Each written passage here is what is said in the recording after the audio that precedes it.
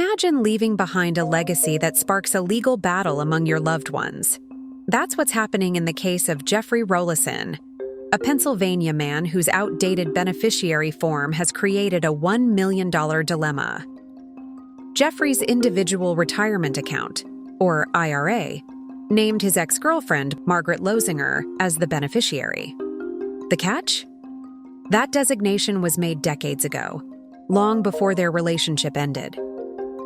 Jeffrey's two brothers, his natural heirs, were shocked to find out they weren't listed as beneficiaries. Now they're locked in a legal dispute with Margaret over the account. This situation highlights the critical need to regularly update beneficiary forms and estate planning documents. Make sure to regularly review and update your designations, especially after major life events like breakups, marriages, or the birth of a child. It can save your loved ones from unexpected and costly legal battles. Take a lesson from Jeffrey Rolison's story. Keep your estate plans current and ensure your assets go where you truly intend. Take the first step towards securing your legacy with Legacy Assurance Plan.